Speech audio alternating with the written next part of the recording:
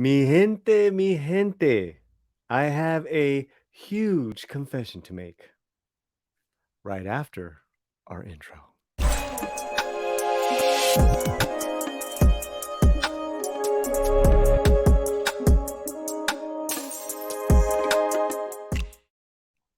Paulie here, back on the Latino Slant. Make sure you are subscribed. Consider becoming a member. And if you are so inclined, send us a super chat. Super thanks, PayPal, all that good stuff. Every single cent goes to the channel, and we really appreciate it. Okay, Paulie, what are you talking about? I thought I came in for a movie review. Well, you're going to get it. You're going to get a movie review and more. But I have a confession to make.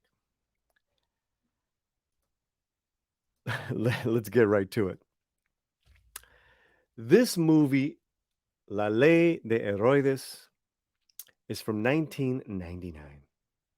It is by auteur director Luis Estrada. I'm going to read you the particulars in a minute and the cast as well.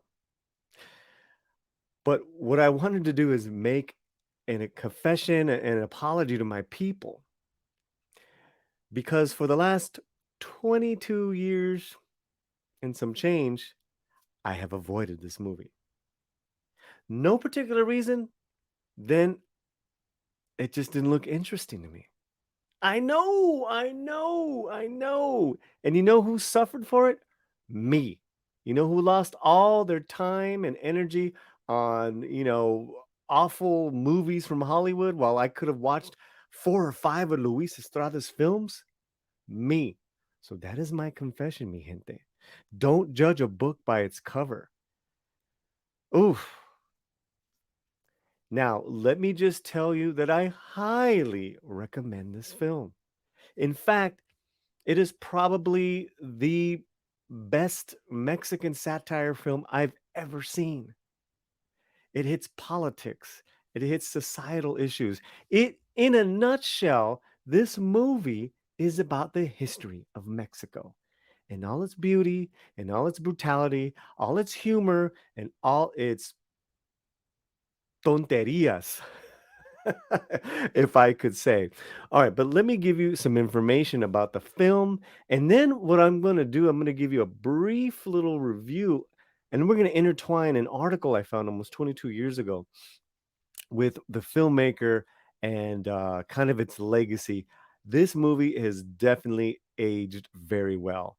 Okay, La Ley de Herodes or Herod's Law is a 1999 Mexican satire, black comedy, political film, and it is a political satire of corruption in Mexico and the long ruling PRI party, notably the first Mexican film to criticize the PRI explicably by name, and carried some controversy and interference from the Mexican government because of it. The film had went on to win awards, Sundance Festival y todo. Now, like I said, it is directed by Luis Estrada, who's gone on to direct some other fine films, including Infierno and Que Viva Mexico, which I will talk about at the end of this video as well. You got to stick around for this whole video, I'm telling you. It stars Damian Alcazar, who is our lead, Pedro Armendáriz Jr., Delia Casanova, Juan Carlos Colombo, and Alex Cox. Yes, the very same Repo Man Alex Cox. So let that digest for you for a second. If I had to describe this film for American audiences, think of the Coen brothers meets Mexican dark humor and all of its absurdities on life and death. That's this film. So let me break it down. The look of the film, the cinematography, the filmmaking itself is just, it's exquisite. It just looks like it's set in 1949. It's got great pacing. You got all the landmarks as far as cars and clothing from that era. It is set in a small town and that small town is in need of a mayor because they lost their last one by very extreme means. I don't want to give this away. I really need you guys to go check this out. I did see this on Netflix. Now, the basic storyline is that the ruling party hires this guy who is kind of a nebbishy janitor in charge of a department that no one cares about, and they make him mayor. He starts off as a do gooder with a good heart, and he becomes the most corrupted politician that you would ever meet. And this is all comedy, and yet Estrada knows how to hit those dramatic moments without making fun of those dramatic moments, if that makes sense. He doesn't make light of the brutalities that are in this film. And when I said earlier that this film really tells you the history of Mexico in a nutshell, because the history of modern Mexico in a nutshell is that the politicians are so corrupt that they will do so many vile things to the indigenous communities in Mexico to keep their power, to keep money, to keep that going. Then you have the American influence. Then you have their take on women. Oh my God, this is just brilliant. Now, some people would think that this would be a heavy-handed political film. I found it completely entertaining, and I could see what this director was trying to convey to us. Even when one of the priistas, the pri, was killed, and he died in with pigs surrounding him, and the pigs were literally uh, just kind of, I don't want to be too graphic, but they were kind of enjoying that he was dead. And it's so symbolic, so brilliantly done. Again, I'm like, oh my God, they're talking about Mexico as a whole. And then, of course, the treatment of the indigenous, the Indios that are in that particular pueblo, fantastic, right on point on this the disparities of how, whether it is the Catholic priests, because the church is also on fire as well, the local municipality, the mayor and his assistant, or the do-gooder doctor, that are all trying to vie for power. It is absolutely brilliantly done, because at this whole time I'm laughing at the just incredibly insane predicaments that people get themselves into, and how far that this character goes to. Once he crosses that line, there's no stopping him. He becomes a ravenous dog for power, for greed, for status, for women, for money. It is truly an incredible performance, because this whole time, even though I know what he's doing is wrong, I can't help but loving the guy. And you'll see why. And you'll see why. So that is my kind of brief overview review of La Ley de Herodes. Now I want to share with you an article from 1990, no, from 2000, like after this came out. I found in the LA Times, and there's some really good points that are being made. And I just kind of want to reinforce my review with this. And then when we close this video up, I want to talk about where Luis Estrada is right now and how important this director is, not only to the Mexican people and the Mexican audiences, but to Mexican Americans, Chicano audiences, and to anyone who really is about protecting your freedom of speech and censorship. This man, I recently put a post up of this director. He had a quote saying, the only thing worse than censorship is self-censorship. Right on. Okay, so let's check out this article here. Um, so we go on a little bit. La Ley de Herodes is, after all, the first Mexican movie to directly attack the party or even dare to name it. So it's seminal because there's nothing like it before.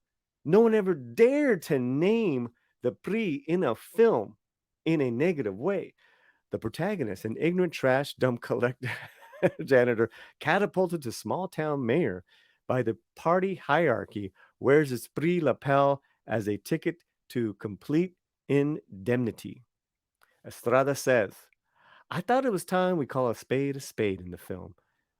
Yeah, man. I mean, and I will say that he's gone on to work with the same actor, Damian, for many of his films. The film, a scathing black comedy set in the late 1940s, points to the PRI as the creator of corruption, cynicism, and even murder in Mexican politics.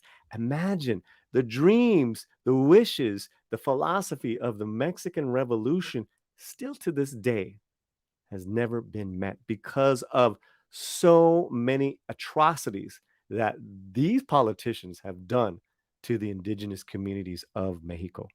It's heavy, man. It's heavy, and, this could not come at a better time. This is a rediscovery for me, and again, we're talking about I was joking about my apologies, but I'm the one who suffered because I had not seen this film, and I'm so happy now. I think also what I'm gonna do for you guys is I'm gonna go back and review each one of this gentleman's films.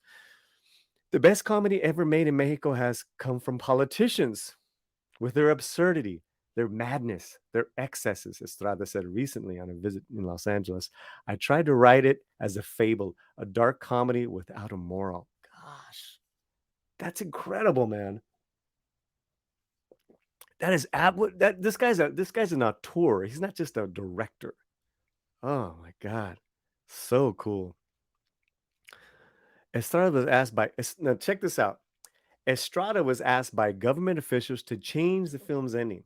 The protagonist not only gets away with murder, but he's also rewarded. Spoiler, guys, spoiler. He's rewarded with a higher status in the party machine because that's Mexico. Estrada refused. I love it.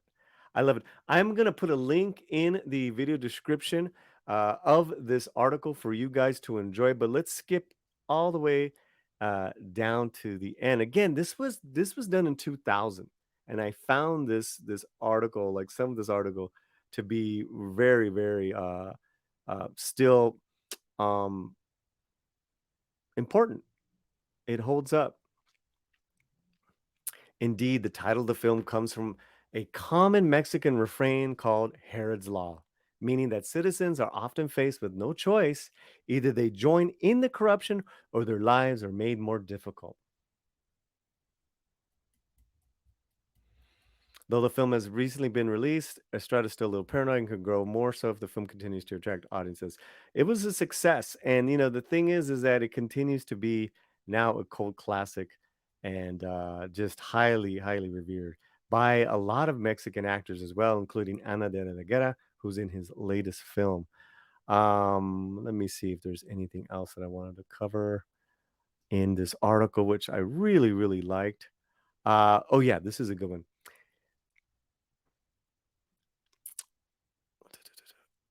In and I'm gonna wrap it up after this paragraph. In La Ley de Herodes, no one is a hero.